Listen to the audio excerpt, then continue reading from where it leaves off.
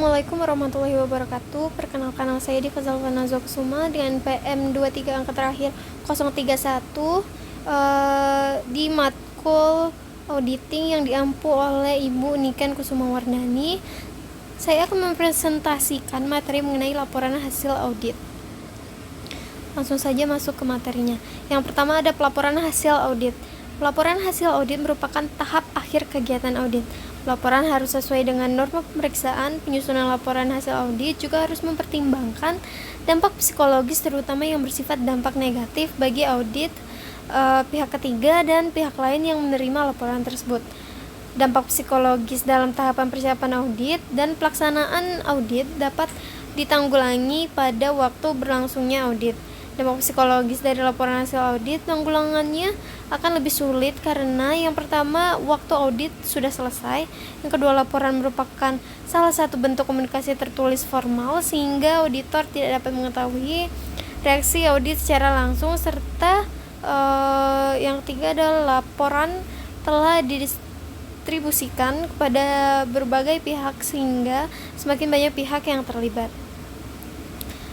Karakteristik laporan hasil audit berisi makna penting dan sungguh-sungguh diperlukan dan hasilnya bermanfaat bagi pemimpin perusahaan, audit dan auditor sendiri, disusun dan didistribusikan tepat waktu.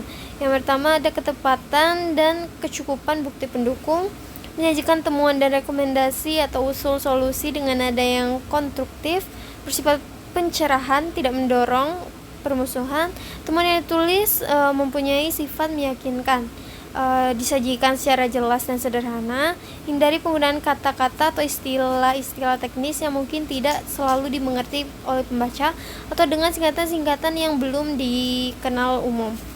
Disajikan secara ringkas dengan bahasa yang lugas tapi lengkap di publik. Panduan membuat laporan audit. Yang pertama ada penyajian intisari hasil audit. Penyajian intisari hasil audit adalah mengkomunikasikan informasi yang ada dalam laporan agar lebih efektif. Sediakan ringkasan yang berguna, concise overview on the audit, sehingga pembaca tidak perlu lagi menyusun catatan singkatnya, dan diberikan motivasi kepada pembaca untuk menelaah isi laporan selanjutnya. Tujuan penyajian intisari hasil audit adalah catatan ringkas untuk menghindari tidak efektifnya komunikasi. Selanjutnya ada intisari hasil audit harus memuat hal. Yang pertama, temuan dan kesimpulan. Yang kedua, ada saran dan rekomendasi. Yang ketiga, ada pandangan para pejabat yang bertanggung jawab. Yang keempat, ungkapan temuan-temuan dan kesimpulan secara singkat dan jelas. Kelima, jika dipandang perlu untuk mengungkapkan temuan dan perspektif yang sesuai, maka intisari harus menyatakan tanggal atau periode terjadinya hal-hal yang dilaporkan. Selanjutnya ada ungkapan setiap pembatasan yang terjadi pada pekerjaan yang akan membuat arti penting dalam perspektif yang benar. Selanjutnya ada pembatasan tersebut dapat berupa ruang lingkup audit atau tidak mungkin auditor mendapatkan informasi yang relevan. Selanjutnya ada saran dan rekomendasi.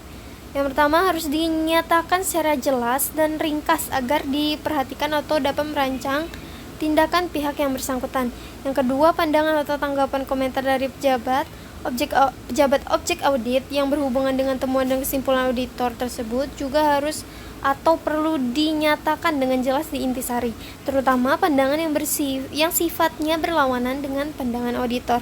Selanjutnya ada apabila auditor tidak puas terhadap tanggapan tersebut, hal itu juga harus dijelaskan di intisari. Selanjutnya ada penyajian uraian hasil audit. Uraian hasil audit biasanya terdiri dari bagian-bagian informasi mengenai kegiatan. Petunjuk penyajian informasi umum. Yang pertama, harus dijaga agar relatif singkat. Hindarkan adanya informasi yang lebih sesuai disajikan pada bagian lain dari laporan. Selanjutnya ada sajikan petunjuk lampiran. Jika lampiran ada informasi umum yang disajikan, biasanya dibagi menjadi beberapa subbab.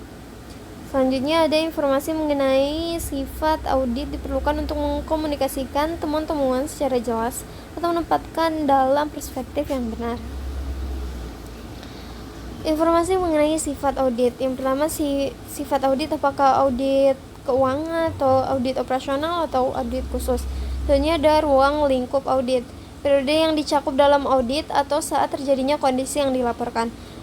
3. Penjelasan mengenai keterbatasan dan ungkapan bila ada pembahasan hal-hal yang menyebabkan audit tidak dapat dilaksanakan dengan lengkap. Keempat, lokasi audit dilakukan apabila cukup banyak. Pada bagian ini diungkapkan secara umum tetapi dijelaskan pada masing-masing temuan. Yang kelima, pernyataan mengenai tujuan dan latar belakang dilakukannya audit. Why the audit was performed. Apa yang diharapkan dari hasil audit ini. What the auditor was expected to accomplish. Metodologi yang dilakukan dalam audit, referensi terhadap laporan-laporan lain dengan menyebutkan judul, nomor, dan tanggal laporan tersebut, pernyataan pengimbangan agar pembaca tidak menarik kesan yang lebih buruk.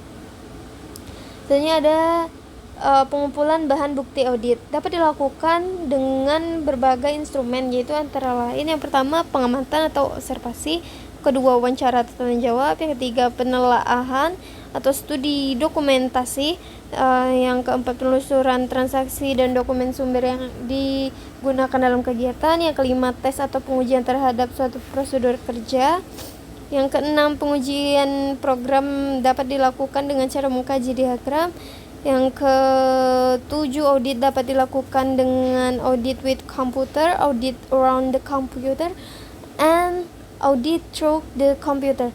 Selanjutnya ada penjelasan ahli, misalnya penjelasan dari sistem analisis atau pemrograman komputer. Selanjutnya ada kuesioner diisi oleh responden atau checklist, daftar pertanyaan untuk panduan auditor bertanya. Selanjutnya ada temuan negatif dan temuan positif. Temuan negatif adalah temuan berdasarkan bahan bukti audit bahwa ternyata terdapat ketidaktaatan terhadap ketentuan atau peraturan, pengeluaran uang yang tidak sepatutnya, ketidakhematan, ketidakefisienan, ketidakefektifan yang dapat mengakibatkan adanya kemungkinan resiko atau dampak yang merugikan perusahaan. Temuan positif adalah temuan berdasarkan bahan bukti audit, ternyata terdapat hal-hal yang bersifat positif atau perlu dikemukakan sebagai penghargaan atau apresiasi terhadap auditan. Give credit to everyone who try to do her best. Berikan pujian dan tonjolkan kelebihan-kelebihan untuk hal-hal yang pantas dikemukakan. Sekian presentasi dari saya akhiri. Wassalamualaikum warahmatullahi wabarakatuh.